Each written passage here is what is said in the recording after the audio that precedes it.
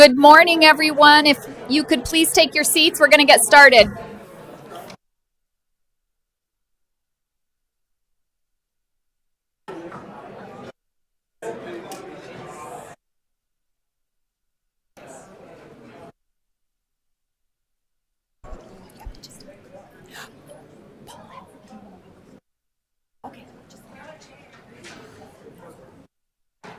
Good morning. Welcome to our January meeting. Happy New Year. Hope you all had a wonderful winter break and are ready for this second semester. So I am going to start us off with introducing our sponsors this morning. And we have Dr. Robin Mahawk and Jeff Phillips from SchoolLinks.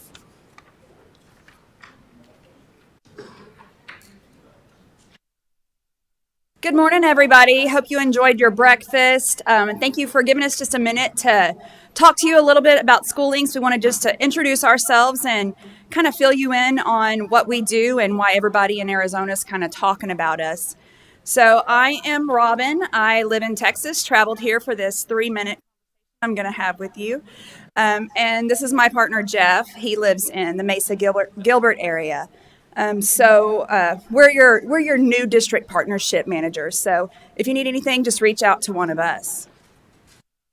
We're a nationwide company, right? So we work with some of the most complex districts, most innovative, fastest growing districts in the nation. You'll see like Chicago Public Schools, Dallas ISD, even the Federal Department of Defense Education Act. So we really try to make sure that we are meeting our district's needs. If they need something surrounding college and career readiness, because that's what we do, we adapt our platform to meet their needs. We're also working with a lot of Arizona districts. Here are some of our districts that we work with. Obviously, not all of them. I think our longest standing districts are probably Vail and Peoria. But only in Arizona can I rattle off acronyms like CCRI, ECAP, FAFSA, NCAA. What else is there? WBL. And everybody knows what I'm talking about, right? Well, only in SchoolLinks do we do all of those things. So think about everything college and career readiness we do in our one platform. And I need my glasses. So typically what happens is counselors and CTE staff, they are doing something on their own. They have their own platform, their own spreadsheets, and they're working independently. And then accountability district staff is calling them and saying, I need information. Well, we bring those teams into our platform, and we also bring in industry partners. And we have a place for alumni, and alumni have access for life, and parents have an account, and all while keeping students at the center of this. So these are kind of the mission critical components of college and career readiness you can see that we do. If you are in a district that is wanting to have your ECAP be more impactful, or you're wanting to be able to track your CCRI and know exactly where you stand and be transparent and be actionable, or if you're trying to scale your work-based learning, let's have a conversation. Just scan that QR code, connect me with the people you think we should be talking with in your district, and happy to talk through it. So hope your breakfast is good. Oh, let me go back in case you're scanning that. Hope your breakfast is good, and hope my flight is fast because weather's coming. So thank you for your time. Thank you all.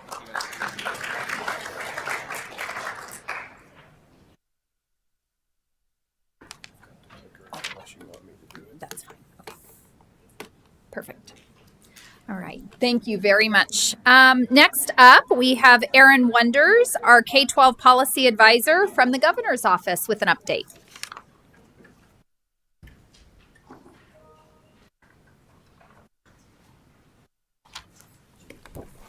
Good morning, everyone. Thank you so much for having me here today. For those who don't know me, I serve as Governor Hobbs' K-12 education policy advisor, amongst other duties. And what's become an annual tradition, happy to come here and talk a little bit about what was in the executive budget that was just released. So just to maybe give a little bit of framing to the executive budget, I think the economy is in a very challenging place to predict, which as we look towards budgeting, that is one of the foundational pieces that has to be predicted. When you look at some of the overall metrics, things like GDP growth look pretty good, but under the surface, there are some challenging metrics that are really framing some of the things that we look at as we work towards budgeting. Things like policy uncertainty, tariff uncertainty, gloomy consumer sentiment, which again make it very challenging to predict. There are also just exigent circumstances with, in particular, the passage of H.R. 1 that create challenging headwinds for the state. I think you've seen that play out in some of the tax conformity debate within the past couple of weeks here, but also as the state looks to implement provisions of that, particularly in the healthcare, Medicaid, and SNAP spaces, there will be significant costs that the state is incurring. So all of those frame a very challenging budget year. I think I was here last year talking about a challenging budget year. Again, I'm here talking about a challenging budget year. It's a little bit different in terms of the challenges, but again, we have significant headwinds that the state is needing to address this upcoming session. So that being said, the executive budget that release, which really forms a starting point for negotiations from the governor's perspective, focuses investments on 4 key areas. We focus investments on caseload and formula funding, things like ADM growth, inflationary increases, access formula funding. We also focus on critical operating items. So this includes things like emergency management, fighting wildfires, childcare, and additional K-12 education investments. We have a section that's called Protecting Our Quality of Life. These are things like workforce investments, investments to maintain arts and cultural organizations, and then finally, a making Arizona more affordable agenda. So this includes things like food security for our most needy kiddos and utility assistance for consumers. So the governor's proposed several items in the baseline adjustment category, as well as additional investments into K-12. The first ones that I'll be talking about were things I spoke about last year, and that's additional assistance in free and reduced price lunch weight investments. So as we know, this was a commitment several years ago from the legislature, phased up over 3 years. Those appropriations were shifted to one time 2 years ago. They've been in the budget 2 years ago. They were in the budget last year as one time, and the executive is continuing to propose that for this upcoming year as a one-time investment. That means it's a $29 million appropriation for additional assistance and $37 million for free and reduced price lunch weight. That bridges into fiscal year 28, where those funding streams become ongoing again. So if you look at the budget, you won't see the FY28 piece, but that's because it's baked into the baseline. So again, the executive budget fully bridges that gap and ensures that there's no decrease in funding streams. Additionally, there's a $68.7 million caseload adjustment. This is largely driven by ESA growth in the upcoming year. And then $174 million for inflation adjustments. That's the 2% inflation to the formula going forward. Additional investments that the executive is looking to make in the K-12 space this upcoming year is a $2 million investment into the foundational literacy coaching program. This is a program at ADE that has about 34 literacy coaches that are deployed to highest need schools. The executive budget proposes plusing that up by $2 million, providing somewhere in the ballpark of 20 additional coaches to support effective literacy instruction. A couple of other categories that I just wanted to highlight. The executive does attempt to tackle ESA again. What we're looking at for this upcoming year are really 3 different components. So 2 of them are on the fiscal side. The first one is looking at the universal ESA population. Just in terms of statistics, the total amount for universal ESA is exceeding $600 this upcoming year. And about 60% of those were students that never had prior public school enrollment. This is over the life of the ESA program. Those are all full new costs to the general fund and a significant cost driver for the program. The executive is proposing a $250,000 household income cap for universal ESA. This is projected to save about $90 million. This aligns with other policies, including the federal tax credit that also had an income cap for households making, I think it was about $230,000. Additionally, the executive is proposing treating universal ESA accounts similar to other government programs and not allowing cash carry forwards year over year in that program, so having a reversion policy to those funds, ensuring that they're being used in the year that they're appropriated for. We haven't scored that. We think it's maybe in a $100 million range, but that data really isn't readily available. And then finally, we're looking at programmatic reforms, things like oversight, transparency, student safety, and ending luxury spending. So this includes a couple of different policy packages, things like requiring fingerprint clearance cards for private schools and tutors that have one-on-one instruction with students, ending the purchasing of things like jewelry, furniture, those types of things. requiring public reporting by private schools that accept ESA dollars, and then conducting a special audit of the ESA program. The last time the program was special audited was, I think, 5 or 6 years ago. We think it's, again, time for a deep look at what's happening within there. The last component that I wanted to talk about was Prop 123. The executive is, again, championing a renewal of Prop 123. As we know, the land trust distribution decreased at the end of last fiscal year. We think that's been an effective mechanism for additional investments into K-12 education. While the budget that was enacted last year did cover the $285 million gap with general fund dollars, we think now is the time to renew Prop 123 and provide additional investments into K-12. The way that the Prop 123 proposal is structured this year is advocating a renewal at that 6.9% distribution rate again, but really breaking it up into two key categories. So we have our 2.5% distribution, which is baseline, that includes things like basic state aid and classroom site fund funding. And then with the additional 4.5%, we're proposing a $270 million increase to the base, which is about a 3.1% increase, and then conducting a school facilities building renewal grant bonding program. This is a $500 million bond issuance over 3 years, so a total of $1.5 billion into BRG over 3 years, with the debt assumed by Prop 123. It's about $36.8 million per issuance.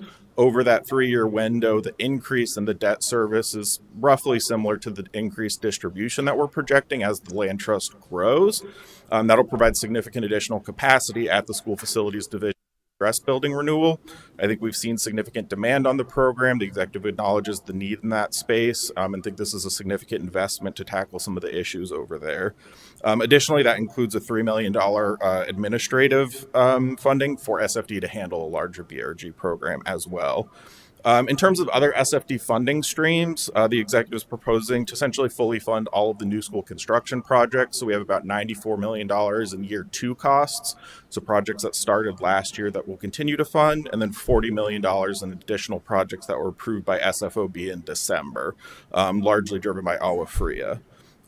Finally, the executive budget also includes a $93 million appropriation to bridge the gap into Prop 123. So if a Prop 123 deal is reached and it's put on the ballot, that would happen in the fall. Funds wouldn't be available till January. So that $93 million is essentially a half-year appropriation to be funding critical projects as that bonding program ramps up. Finally, just a couple of other investments that I'd like to highlight. There is a continued $3.8 million investment for school meals. This is a program that was started a couple of years ago and waives the reduced price copay for students to access school meals during the day. That $3.8 million provides funding for up to about 40,000 students, up to about 10 million meals throughout the school year. Additionally, the executive is proposing a $1.8 million investment to continue the Sunbucks program. This provides some food stability over the summer for students. It's a significant federal drawdown. We're able to serve about 600,000 plus students over the summer with food benefits with that $1.8 million. There are also a couple of other investments, including continuing a $45 million investment to lower childcare costs that was secured in last year's budget. And then continuing to fund dual enrollment at $1.5 million through the Office of Economic Opportunity. And finally, before I end, just one thing I did want to point out. In the budget last year, we did override the aggregate expenditure limit for school year that we're in now and the subsequent school year. So we see that as a significant win, and just, again, wanted to amplify that has been taken care of for next school year as well. So again, thank you so much for having me. I'm happy to answer any questions, but hope that we'll have support throughout the session as we navigate a fun environment. Yeah. Thank you. How can superintendents help bring these things across? Yeah, absolutely. That's a fantastic question. I mean, I think from our perspective, being public about your support, your advocacy as you engage with lawmakers, elevating the impact that these types of investments have, and I think really being able to translate it to the local level. So at the school district, what are you seeing in terms of your building repair needs? What are you seeing in terms of students' ability to access meals?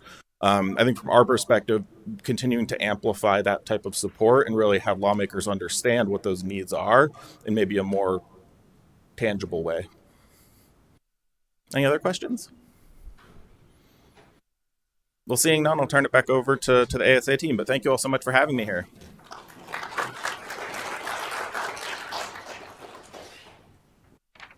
Thank you, Erin. Next, I'd like to invite up Sean Ross, the Executive Director, State Board of Education. Hi,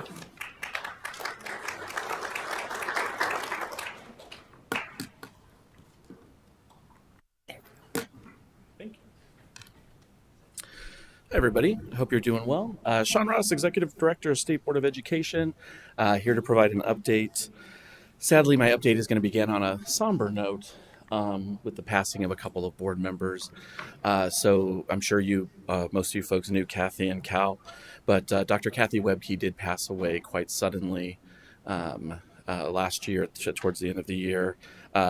Most of you knew Kathy as an educator and administrator in Paradise Valley, as a deputy associate superintendent at the Department of Ed, and then K-12 Center and working on national board certified teaching. Kathy was the first nationally board certified teacher in Arizona. And then more importantly, was just an amazing human being, powerhouse educator, even better person. So there was quite a sudden loss, and we're going to do a couple things to honor her at the board meeting on Monday, which I'll talk about in a minute. And then sadly as well, Cal Baker passed away the day after Christmas. I'm sure all of you knew Cal. He was the superintendent at Vail. He, moved to Vail, I think from Alaska, and Vail was like 2 schools, 400 kids, and then became Vail with a capital V over the course of Cal's time there. Cal was an incredibly kind, incredibly amazing person. Just on a personal note, I worked at the department for 10 years, and so would have to present to the board quite often. And sometimes when you present to the board, it's on something they love, and it's, happy rainbow unicorns. Sometimes you present to the board, and it was something that maybe they weren't so happy about. And so that was always intimidating. And Cal was always this island of kindness for people who were presenting. So even if you were presenting on something he didn't agree with, he just would, kind of put his hand on your shoulder and really let you know that he was a safe space. So 2 amazing people who will be greatly missed, but a great reminder that the work goes on, and that as part of their legacy, as a part of it's incumbent upon us to carry their work forward and continue their good work. So the board has incredibly fortunate to have had both of them as members, and we're sad to say that we've lost them. So speaking of the state board, our strategic plan this year is really zeroed in on some big projects, and I'll talk about a couple of those today. In particular, a wide-scale revision of the A through F school accountability system, a procurement of potentially new statewide assessments for math, ELA, and science in the 3-8 and high school space, focus on early literacy and numeracy, educator discipline, and teacher quality. So let's talk about statewide assessments. I've actually shared some of this information with you before, but what's really exciting is how close we are to this all moving forward very officially. And so as you guys know, the board did a couple of surveys, few surveys over the course of the last 6 to 7 months. Some of them were practitioner. The most recent one was a statewide survey that had 2 different tracks, one for practitioners, one for lay folks. We have all of that data back, and we've talked to most of you. We've talked to our stakeholder friends. Anytime we do surveys, we send them out through ASA, ARSA, AEA, everybody, to make sure we're hitting as wide a swath of folks as possible. And though that data is back and will be shared at the meeting on Monday, so we'll be providing an executive summary. I'll give you a sneak peek of what's going to be shared today in just a moment.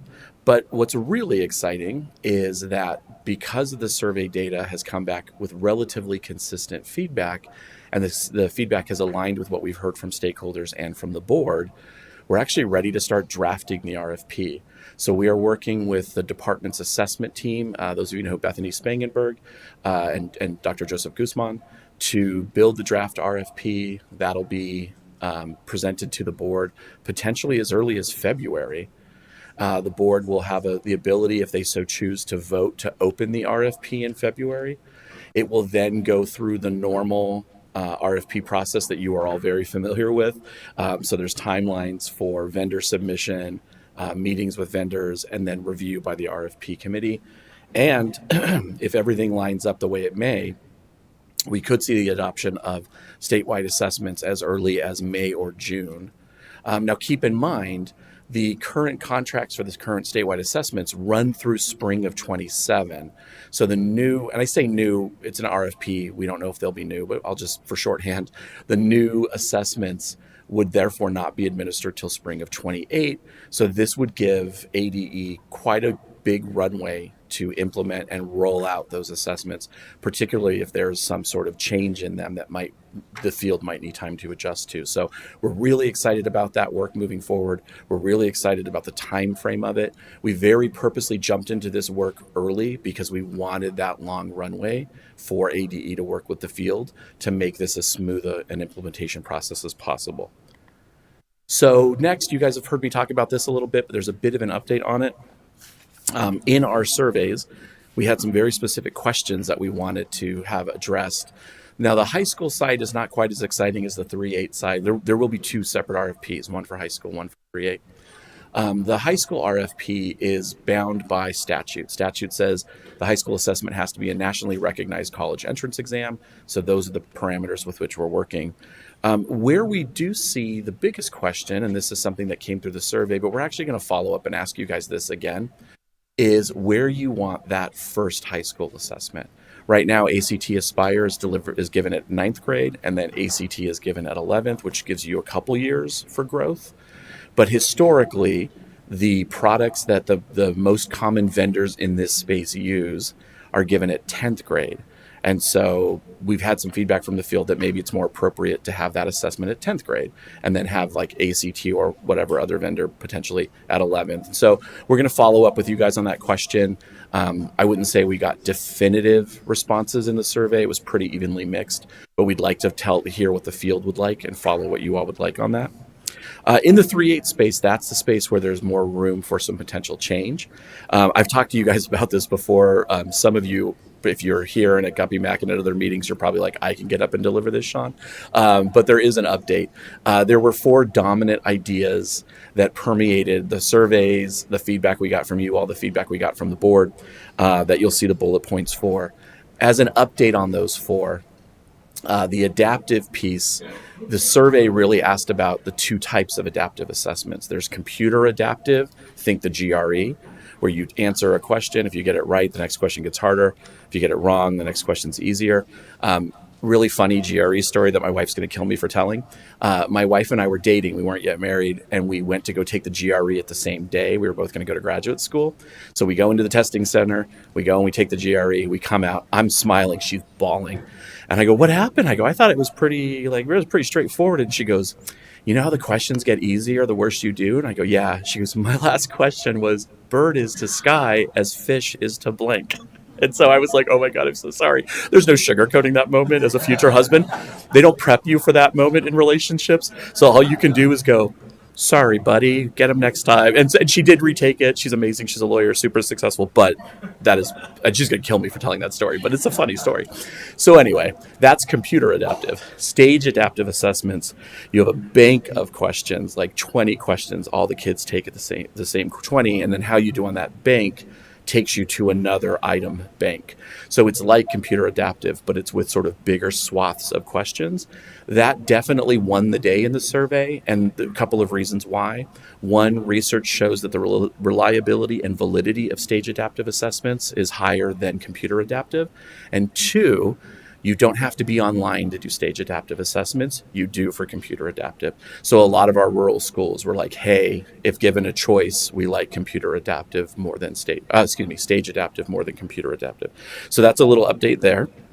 The point about standard level reporting, in a perfect world, I wish we could give this to you, but we talked to every state in the country, and we talked to everybody. And the reality of it is the reality it's always been, which is if you want standard level reporting, you have to triple or quadruple the number of items on the assessment. We actually did ask you guys if you wanted that. It's my favorite moment in the survey because it says, do you want standard level reporting? And the field went, yes. And the next question said, are you willing to triple or quadruple the number of items to get that? And they went, no. And so we were like, okay, message received. But with stage adaptive assessments, you actually can drill down further. Florida has used one for about 3 to 5 years. And they told us while they can't get to standard level reporting, they can get to cluster. So for those of you who know your standards, right now we report at the domain level, which is really high and not super actionable. We can get then maybe down to the cluster level, which is much more actionable. So not perfect, but better. And then the other thing that really emerged was a fully aligned interim or benchmark system, so that when Billy takes the benchmark test on fractions and it says he's going to be highly proficient, Billy shows up as highly proficient on the summative exam, which everybody wants. What changed, which is really interesting, is this fourth bullet point. Initially, there was an interest in through-year assessing, the ability to chop the assessment up into smaller pieces and deliver it over the course of the year. And initially, there was a lot of energy behind this, and we were really excited. And then we started talking to other states who've done this, and it's not a lot of them, but a few things emerged that have given the board some pause in this space. One is anecdotal, so I'll start with the softer one.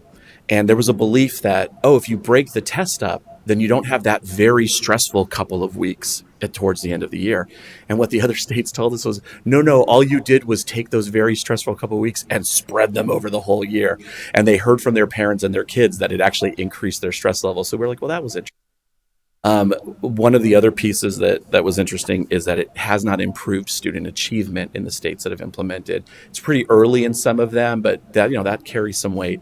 The argument that carried the most weight, or carries the most weight, I should say, is tracking of data. So just to give you an example, I went to 3 high schools my freshman year. My mom's a single mom, grew up poor. If there was an apartment in another part of town that was $50 less a month, we moved. So I ended up going to 3 high schools. So imagine if we had through-year testing, and I go to high school A, and they don't test their fractions in 5th grade until March, and then I go to high school B, and they tested them in October. So then it's like, well, wait, he hasn't actually learned this yet. Do we give him the test? Is that fair? Or even vice versa. I've already taken the fractions portion at my first school, and I go to the second school, and the second school's like, we don't love the instruction he received, but now we're stuck with his score. And then I cap it off. I went to a third school, and that third school my freshman year, I started in April. So you can imagine how hectic that was. So now that third school is like, well, wait a minute, we have to track his documents down from 2 other schools. So we heard from states that was an unexpected cost in creating a sort of tracking system. So anyway, nothing is definitive. The board will talk about all this in February, but we want to be really transparent in what we heard from the survey. You'll hear some of this in Monday's meeting as well. On to the next big project the board's working on currently, or one of the next big projects. The board's currently in a revision and refinement process for the A through F school accountability system. You all have heard me talk about this before. I'll just talk about the model quickly. It's purposely designed to be really transparent and really rife with opportunity for stakeholder feedback, because we want that to be driven. We want this to be driven by stakeholder feedback. So we've held a series of study sessions, which will continue. We're doing one for each of the big indicators that makes up the A through F system. So we've had 2 for proficiency and growth. You kind of can't disentangle those, so we did them together. We had our EL study session, and then we are actually currently in the process of scheduling the grad rate study session, which will be in early March. Sorry about that. And so we're going to, like I said, do one for each of the indicators: CCRI, acceleration readiness, the whole shebang. What is emerging from this process is the study sessions. The board watches them. They're live streamed on YouTube. You all can watch them as well. They're archived on our YouTube channel. You can always go back and watch them. The board watches, questions emerge. The board then, we turn those questions into prompts, and in a public meeting, for example, this Monday, the board votes on those prompts to send them to the technical advisory committees. And we have a few members of the TACs in here right now. Thank you guys so much. The TACs then investigate those prompts and send their feedback back to the board for the board potentially to adopt changes. So where we are in the process right now is we've had the 3 study sessions. The TACs have done a nice dive into proficiency, and potentially will vote as early as the first week of February on a recommendation for proficiency that will go back to the board to be voted on. Now, any potential changes to the system will be a year out. At least that's what we're pushing for. I shouldn't say that. The board could do whatever the board wants. But right now, the board is in agreement that these wouldn't be for, say, this year. We would give some buffer for these changes because they may be rather pronounced. But the ultimate goal is to make the summative system healthier. And by making it healthier, and it's been effective, but looking at it through the lens of indicator scoring opened up some ideas of how to make it even stronger. By making it healthier, we can then implement indicator scoring more efficiently and effectively, and that's when you all will receive a letter grade, not only for your summative grade, but for each of the indicators. That will also clear the deck for the new assessment to be plug and play, because the system will be healthy and the new assessment can come in without maybe some of the concerns it might have had otherwise. And then, and I can't promise this because it's a board vote that will have to happen down the road, but it is the vision we are painting for the board. As all of this is occurring, we have never lost focus on the request from the field to examine other accountability models, for example, for small schools, K-2, middle school. Some other things had to happen first, and we're working on those things. But as those things are getting fixed and refined and revised, it is opening the door for now those conversations to happen. So really exciting. Like there's a reason I have this job. That stuff makes me really happy. So I'm super excited for this. I'm super excited for where the board's going. The study sessions, we always send Paul a notice, hey, the next study session's coming on this date. Here's the link. And Paul's awesome. I know he blasted out to all of you. Please watch it, or have your data people watch it. If you're struggling sleeping, watch it. It's I find it interesting, but I get that it's not everybody's jam. Yes. Again, I'll hit this drum again. Proficiency is the wrong word. We fight with the community all the time, spend hours and hours and hours explaining what proficiency means. Proficiency at 11th grade makes sense to the parents.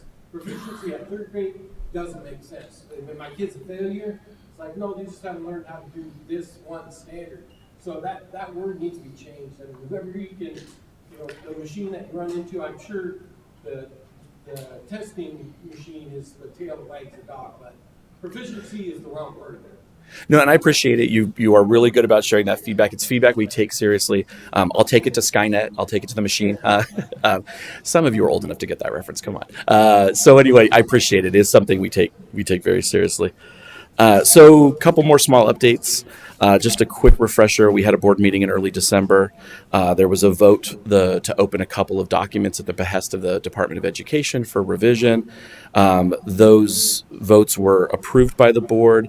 That will be a stakeholder-driven process. The department has sent out the applications for folks, for stakeholders. The board has also sent a number of recommendations to the department for stakeholders they would like to see sitting on those groups. So those should kick in relatively soon. If any of you have alt schools, the rubric for alt school status was revised and updated over the last 9 months by our alt school technical advisory committee. That was approved by the board.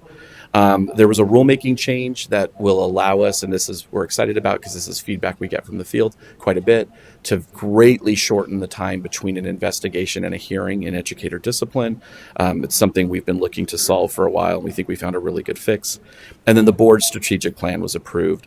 And then just coming up over the next couple months, I already talked about statewide assessment in February, actually January and February. A through F will be on every meeting as well, January and February. Letter grade appeals, if you're a school that appealed your letter grade, the first batch of appeals will be approved in January, next batch in February. We are having a teacher recruitment and retention annual report. Sorry, is that what you were trying to tell me, Paul? Oh, okay. And then, anyway, tune in Monday. We also have a few vacancies on the board, but I'm excited to announce that one of them has been filled. I don't know if is Aaron still in the room? Okay, well, he can't tell me I can't do it then. So if any of you know President Todd Haney from Eastern Arizona College, he will be our new community college president member. We just learned this week. He is amazing enough that he will be at the meeting on Monday. So super excited to have that vacancy filled. Sorry if I took too much time, Paul. But if you have any questions, I guess email me because my time is done. Thank you. Thanks, guys.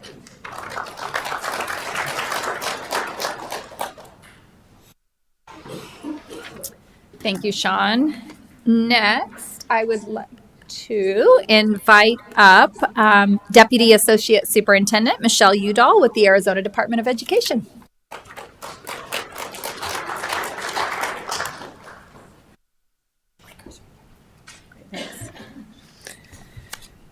How's everybody doing?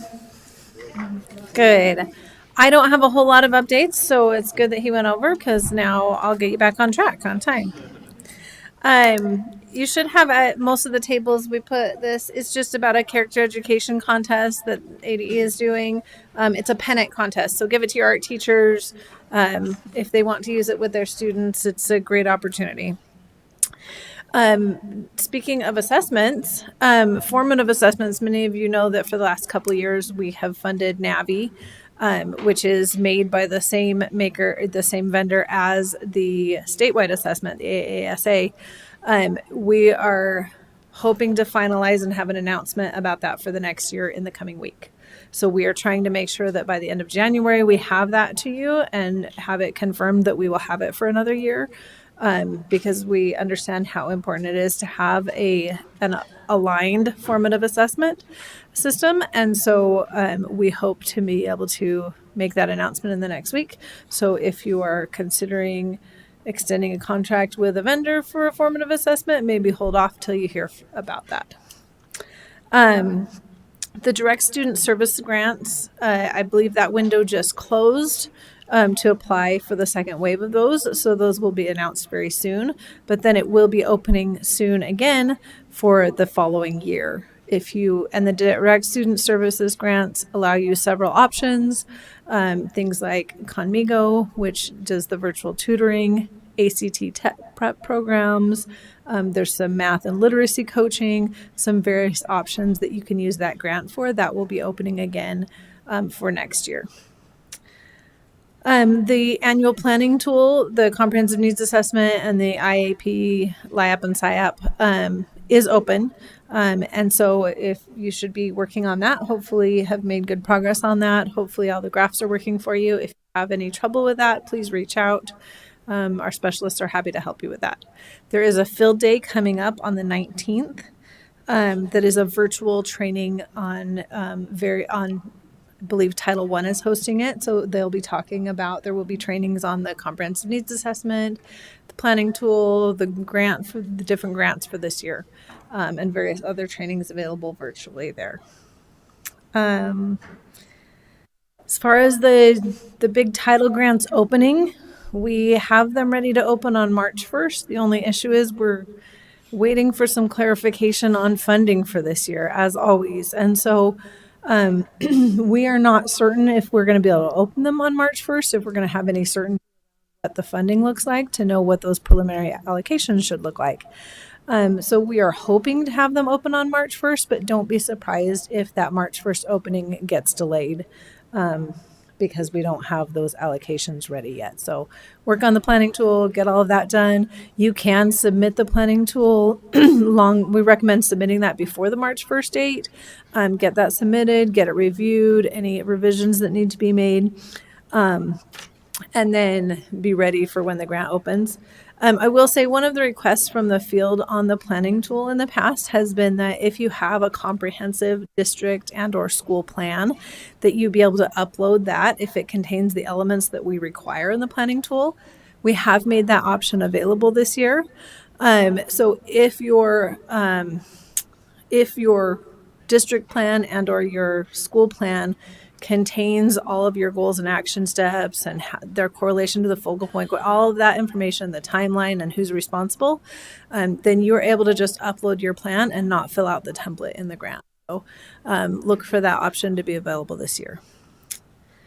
And then the last one I have is that the annual ESEA conference that's usually in January, I don't know if you've noticed, but it's not in January this year. That will be in June this year. They're still finalizing some things with the facility, but that announcement should be made soon. I believe it's June 8th through 10th, but look for that announcement coming up. That's all I have. Any questions? Okay.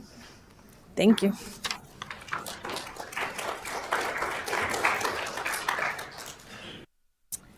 Thank you, Michelle. And next we will have Dr. Jim Dean, our AIA Executive Director.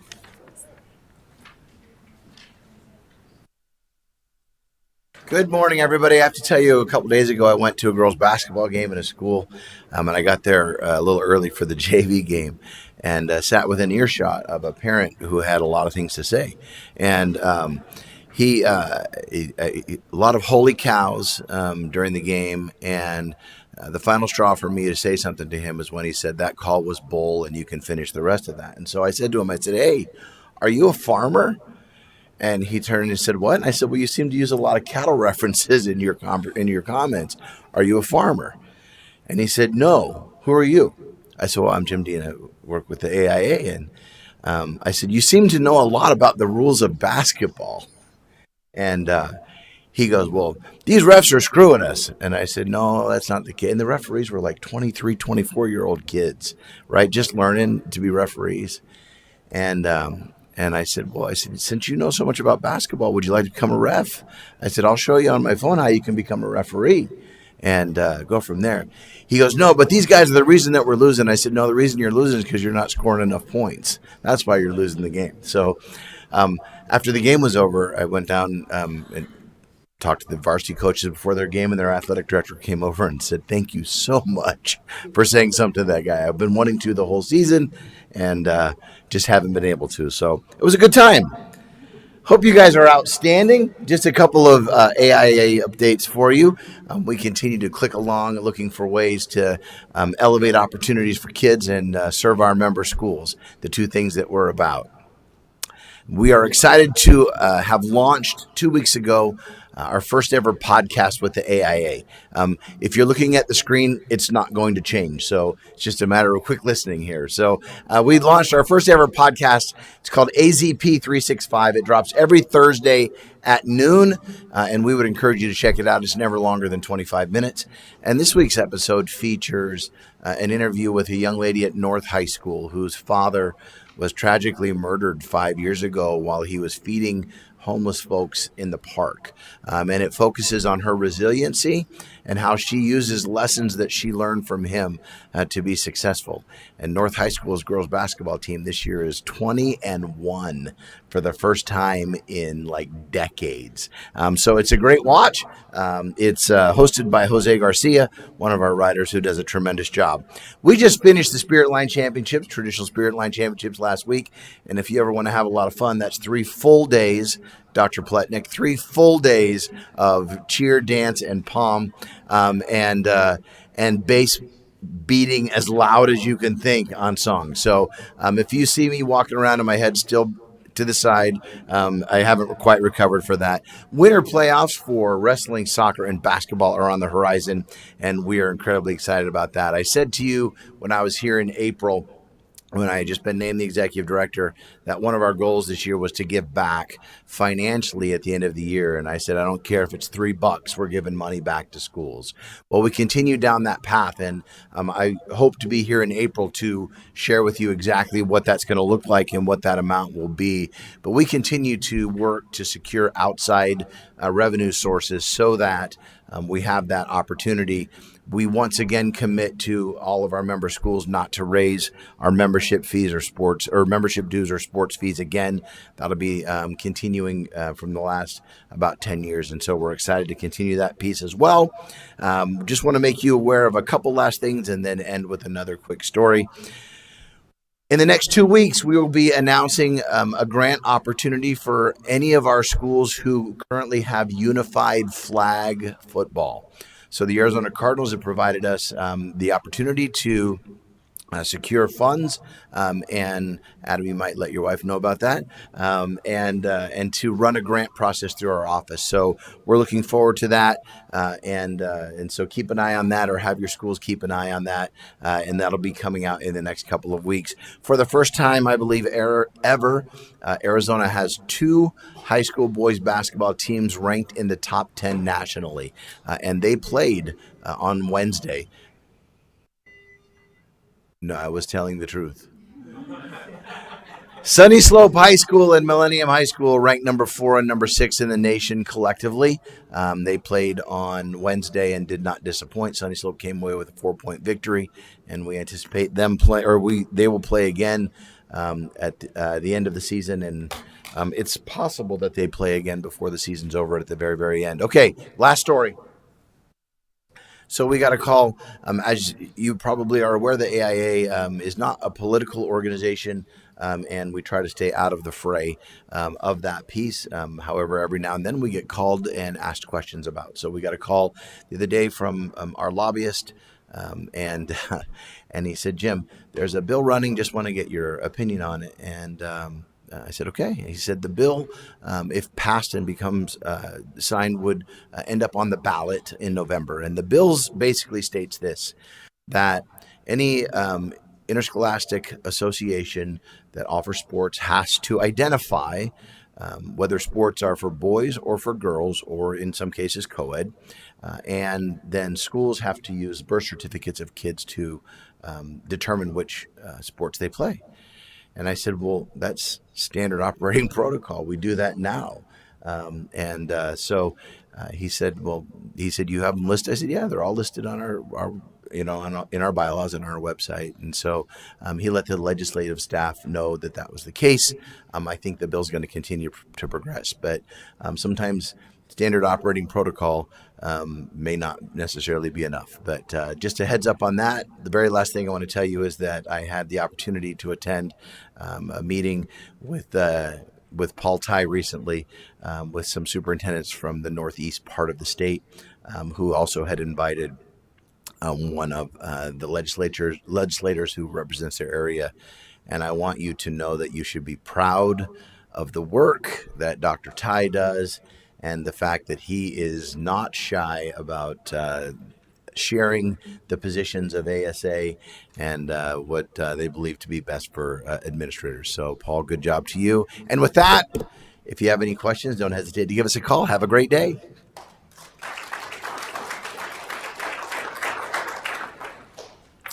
Thank you, Jim. And next, I'd like to invite up Dr. Matthew Home and Patrick Cizik. Did I say that correct? From Bespoke Economics.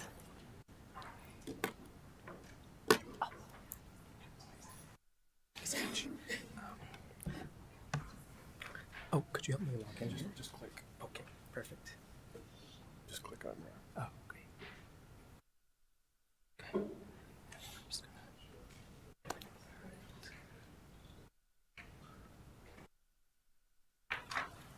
gonna... Good morning, everyone. Thank you so much for the invitation to speak today. My name is Matthew Hom. That's my partner, Patrick, sitting at that table over there. We flew out last night to be here from California because we wanted to share some work that we've been up to. So just a quick introduction about ourselves. We're both native Arizonans. I graduated from University High School down at DVUSD. Patrick attended Scottsdale. He went to Chaparral. And we both wrote our dissertations, our doctoral dissertations, on the economics of school choice. I went to Yale, Patrick went to the U of A, and we connected over our education policy. And so as we were studying education during graduate school, there was one question that kept coming up and that we couldn't let go of. And the question is, what do families want when they pick a school? What happens if they decide to exit one school and enter into another? And so I suspect that this question keeps many of you up at night, especially in this tough, challenging climate that public education is going through right now. And so we started a company, Bespoke Economics, to help answer and address some of these questions. And today I want to share with you a tool called Signal Ed, which will concretely provide context into the students and neighborhoods that you serve and aspire to serve. Right? This tool has been in early access for a few months, and this is the first time that we're making it more publicly available to all of Arizona. Right? So we're very excited. I will emphasize that it is early access, so we are refining and continually making it better, and we'd love your feedback and input. Let me anchor the conversation in one number. So this chart here shows you the share of public school families that attend their neighborhood public district. And so what you should see from this chart here is that in 2022, on average, about 72.7% of all public school families attended their home district. That number has fallen by 4.3 percentage points in the last 4 years. It currently sits at 68.4%. Right? The data that we're using to construct this comes straight from the Department of Education. A few years ago, they started making open enrollment data available. What this data show you are where students live and where they go to school. It's available not only at the school district level, but also at the zip code level. So this is the first time that we can really unpack how choice works in Arizona. Now, why does this matter? Because many school districts are experiencing a decline in enrollment today. Now, this is due to two factors: demographics, which control the size of the market, how many kids are there, and it's also a function of choice. How many kids living in your neighborhood choose to come to you? And so you have to follow both numbers in order to understand what's happening to your school district. Now, this is a chart here that shows every school district in Arizona. The vertical axis captures market size. So if you start at 0, that's basically saying that things have been flat for the last 4 years. So if you're above the horizontal axis, what this tells you is that you're growing in terms of public school ADM. If you're below, that means that you're shrinking. Now that's the vertical axis. The horizontal axis tells you, is your market share getting bigger or is it getting smaller? Now, most districts believe that they are in the bottom left quadrant, that they are shrinking in terms of public school ADM, and that they might be capturing less share. What we found when looking at the data is that about 56% of districts operate in growing markets, and yet at the same time are capturing a smaller share of public school students. Right? So there are some bright spots, however. If you look at the right side of the chart, there are 14% of districts that manage to grow their market share regardless of demographic circumstances. Right? And so the question that I invite all of you to think about today is, where do you think that your district lands on this chart? And importantly, what can you do to move into the right side of this picture here? Right? So this is a bird's eye view of what's going on with school choice. Now I want to share with you a link to the tool so that you can see, so that we can walk through these visualization patterns ourselves. Now, because of time constraints, I'm not going to be able to do a full walkthrough. We will be doing an extended 30-minute session in the superintendent session. So if you're curious, please attend that or follow up with us afterwards. Right? So the website link, please jot this down. It's signaled, signal-az.bespokeecon.com. And so what you will be able to see with this web app is where students live, where they go, which competitors are taking them, and you'll also be able to compare schools' zones of influence. That's a mouthful. Let me just show you how it works in practice. So I just need to flip over to a different screen. I need to exit out. Could you help me exit out of the PowerPoint? Yeah, you just hit escape. I don't know why it's not mirroring. I'm actually not sure why it's not mirroring what he's showing.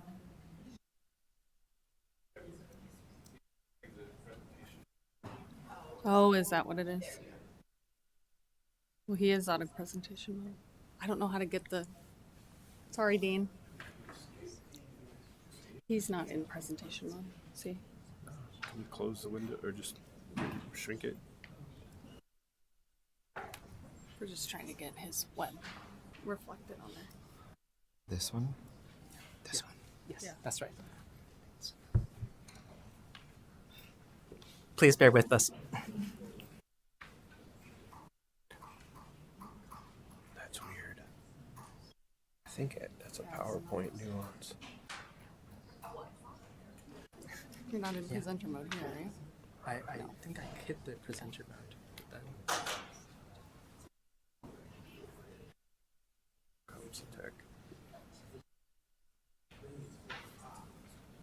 It always works before the meeting. Right. Where is it? Would you mind just...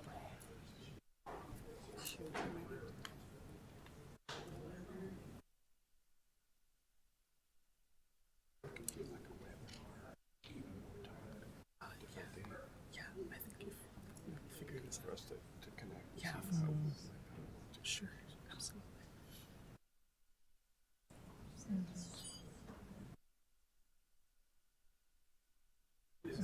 Point issue where PowerPoint's Could we dominating the. just exit out of PowerPoint? You need it duplicated, correct? There we go. Is that it? Yeah. Google Chrome? Yep. All right. Sorry about that. Okay, no worries. All right, we are back. Thank you for your patience. So if you click on the URL or navigate to signalet-az.bespokeecon.com, this is the screen that you will see. There are 3 different modes. Because of time constraints, I'm only going to go through the first one, which is analyze my school. So the persona that you can think about right now is a principal, a parent, or a superintendent that is looking to deep dive into what's happening with their own specific school. And I'm going to pick my old middle school down in Tucson Unified. So I attended Doolin. So the way that you would use this tool is click on Analyze My School, and then you can search by school. It's still not going to the stream. It's not going to the stream. Oh, What is this? I think we're having some streaming issues. What is this one? Maybe can we just exit out? Just That close. was this one.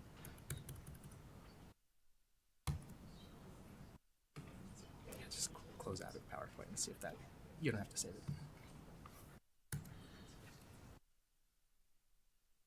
Is that on there?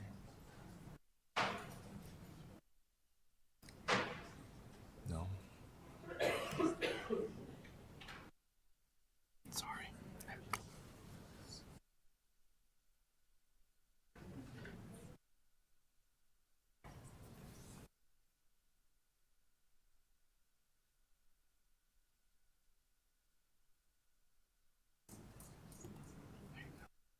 Okay. All right, back to our scheduled agenda. So you click on search by school, and you can type in the name of any school in Arizona. I'm just going to pick Doolin because that's where I went to school, stand in TUSD. So you press on the school and click apply selection. The map will now recenter around the focal school of interest. So what you're seeing right now is a heat map that shows where students come from that attend Doolin Middle School.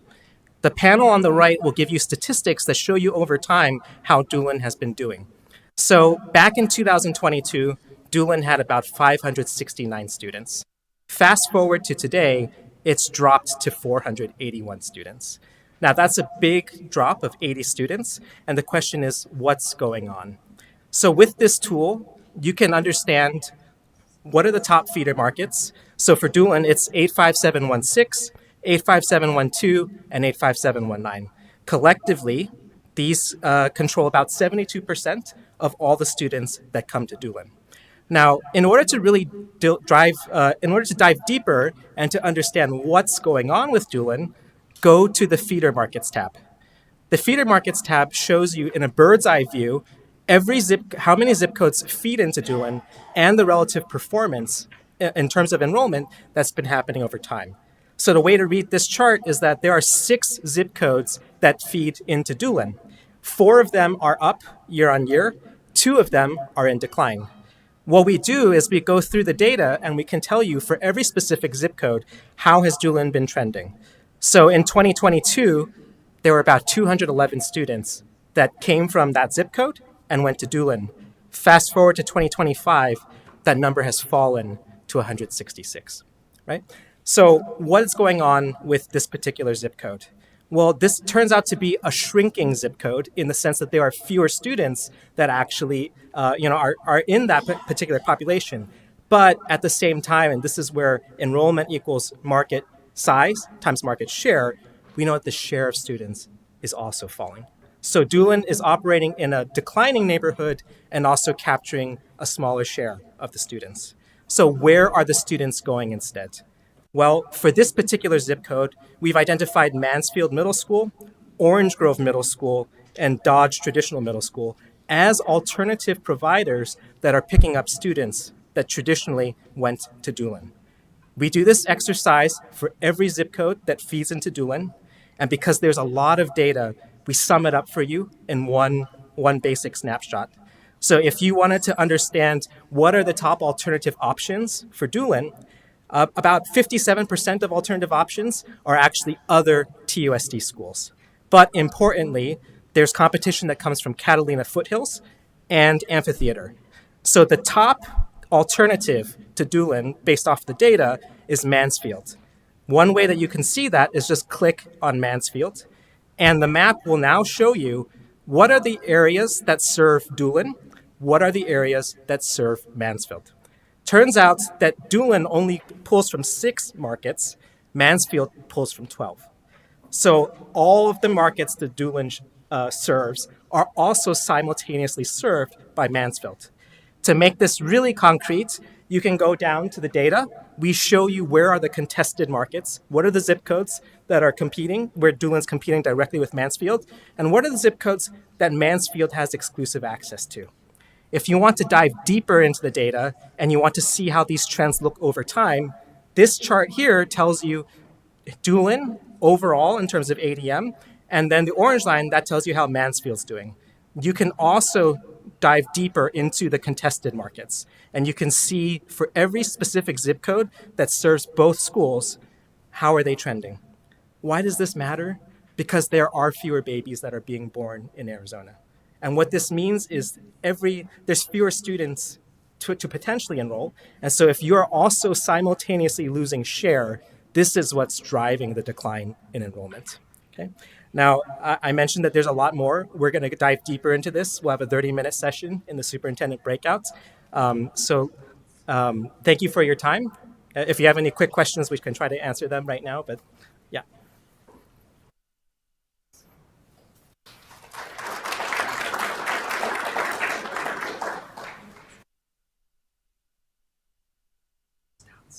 Oh, I think our PowerPoint's closed out. Do you need it, Rebecca?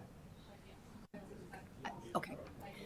Thank you, Matthew. I just want to say we had an opportunity, we being Kyrene School District, our executive team met with Matthew and his team right before the winter break, I believe, and went kind of in a deep dive with Kyrene's data. Very, very informative. And I highly recommend if you get a chance to set up a one-on-one, it's well worth it.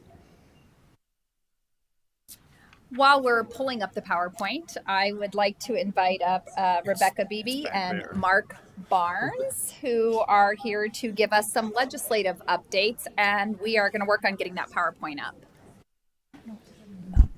Dean, can we get my PowerPoint up? I'm so sorry. We're making Dean work for his money today.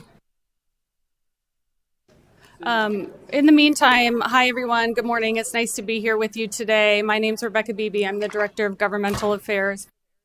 Administrators. Is that it? Can we get it on the back screen or?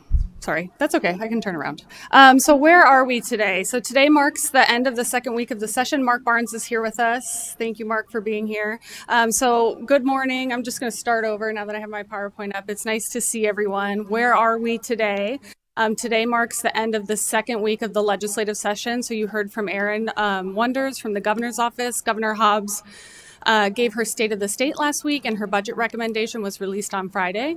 In her State of the State, she prioritized ESA voucher reform and Prop 123 renewal. Committee hearings began last week. If you remember, Representative Matt Gress is the chair of the House Ed. We have a new chair of Senate Ed. Hildy Angus from Bullhead City has replaced Senator David Farnsworth from Mesa. He is now the chair of Approps. And we had a switch up on the House Ed Committee. Tony Rivero from Peoria replaced Representative James Taylor. And this session, there has been a record number of bills introduced in just the first 2 weeks. It's been a lot of bills. The major theme in the majority bills, because the majority bills are the ones that get heard. When I say majority, I mean the Republican caucus. The major theme bills that have been introduced are governing board reforms, governing board member training and reforms.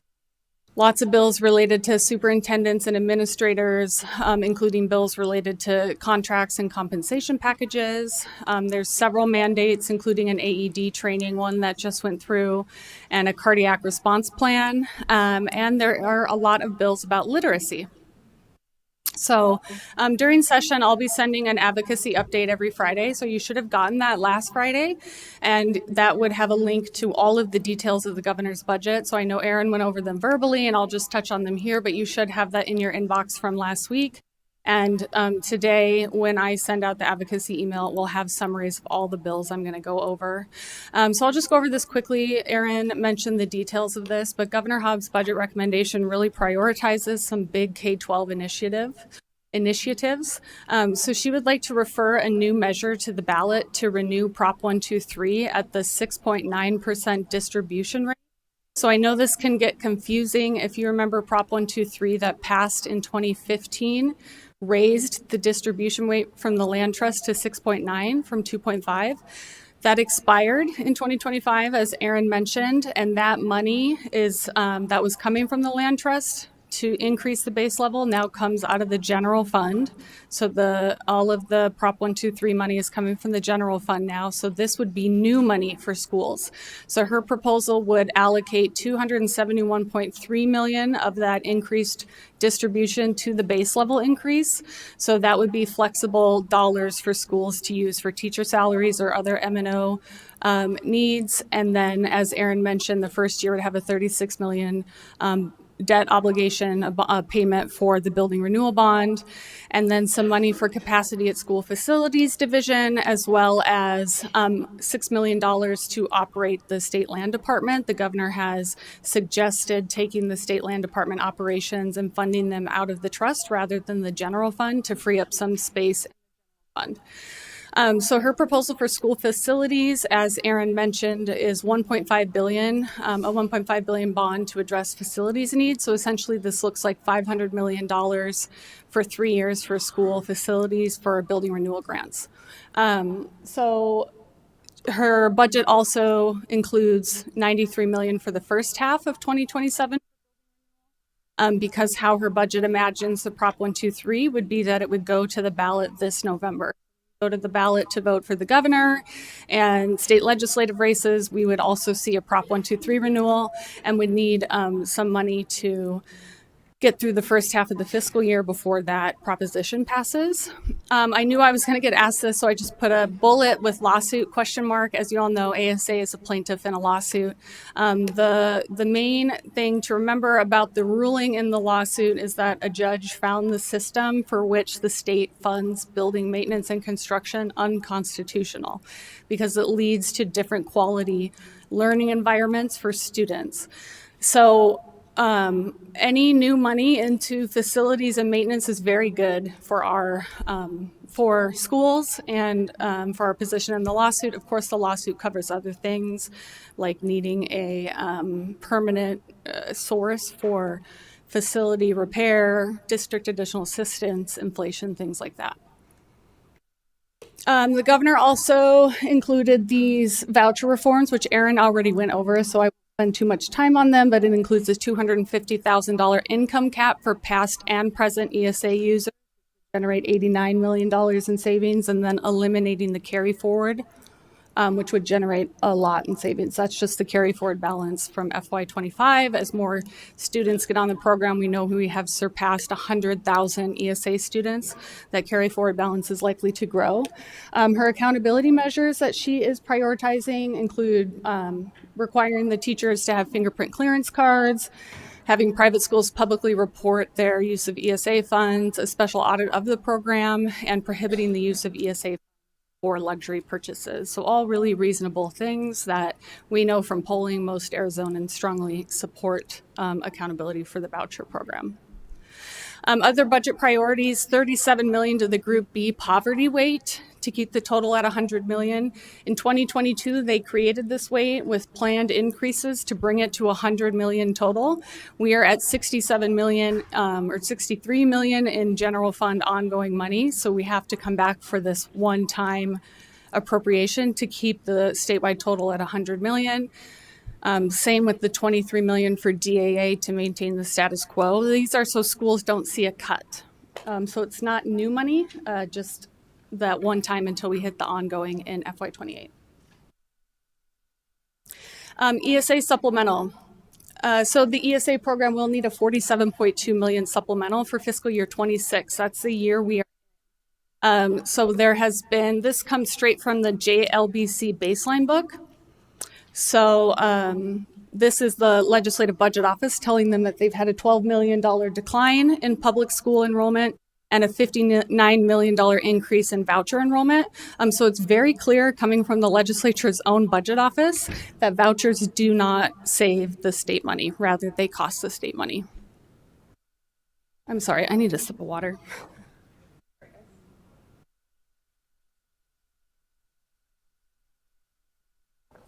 So there have been a lot of literacy bills introduced, I think 6 or 7. I sent several of them to our Legislative and Advocacy Committee, a small subset that said they wanted to respond to literacy issues to help us create our platform on literacy. So I'm just going to cover the mandates that have been introduced by the Chair of Education Committee. So over the course of a couple bills, the mandates include but are not limited to things like requiring every school in the state a literacy coach. We know that there's not the budget for that, nor is there the workforce. There's another bill that requires proficiency goals of 50, 60, and 70% for third grade reading in school years 28, 29, and 30. So if you're not at 50% proficiency in 28, you would have to redirect 10% of your state aid to literacy intervention. Same for 60% proficiency in 2029 and 70% proficiency in 2030. There's a bill that requires teachers who are teaching literacy to obtain the endorsement within 18 months. The current 2028. I'm not entirely sure what he's doing there, but there is also a provision in there, a punitive provision on districts that have teachers teaching K-3 literacy without the literacy endorsement. It strengthens the retention provisions of Move On when reading and requires teachers to notify the principal or superintendent of a student who reaches an existing or meets an existing exemption who should be retained, and requires the school governing board to meet within 10 days of that notification from the teacher to the principal to approve the retention. And it also removes the prohibition on retaining a third grade student more than once. So these are all unfunded mandates and really unreasonable and unrealistic expectations of schools that build upon previous mandates like Move On when reading that was passed in 2021 without putting any additional. So our Legislative and Advocacy Committee has reviewed these and provided feedback and talking points. We will be seeking amendments and opposing these bills. I know many of you will be at the Capitol on Tuesday, and you've heard me in our legislative meetings talk about literacy. So it's not a bad idea whenever you're meeting with a legislator to have some story about literacy initiatives in your district ready to go. How many literacy coaches do you have? Do you have open positions for literacy coaches? We heard from many that you do. What are you doing to raise your proficiency rates in your district? And as Curtis was talking about, what is the difference between proficiency and growth? I'm not going to go through all the governing board and superintendent contract bills. All of the superintendent's division did receive a summary of all of these bills, a detailed summary. So go check your email if you don't have that. If you're a superintendent, I will send that summary to the entire ASA membership today. Friday advocacy email. On Tuesday afternoon in the House Education Committee, they will be hearing House Bill 2075, School Districts Employment Contracts. This is from Representative Livingston, the chair of Senate Appropriations. His bill requires that ADE post all superintendent and chief financial officer contracts on its website. ASA will be opposing that bill, and we will bring the message that we'd be happy to support it with an amendment applying the requirements to all school leaders that take tax dollars. That would include charter school principals and administrators, and any leader of a school, micro school, et cetera, that takes voucher dollars. Representative Matt Gress has introduced several bills related to superintendents and their contracts, and it's important to remember, too, what these bills also do is impede on a governing board's hiring decisions.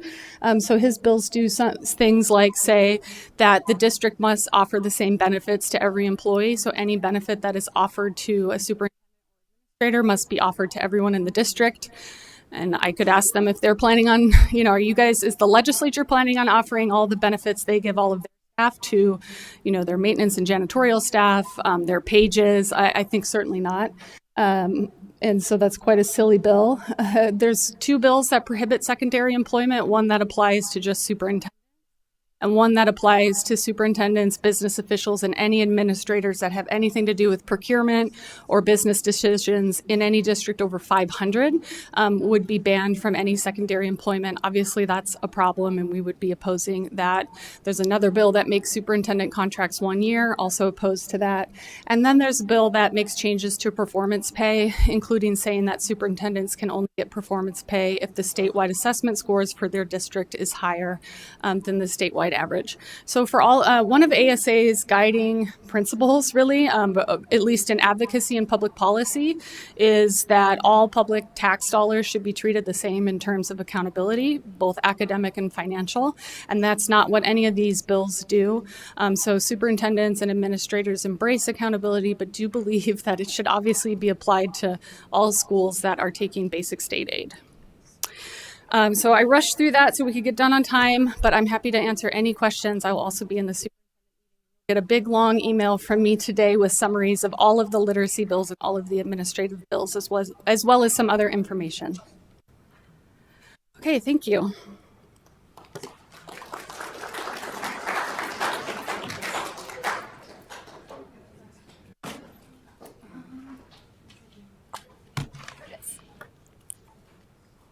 Okay, we are going to move into our division meeting, so you can see up here on the slide where you will head to.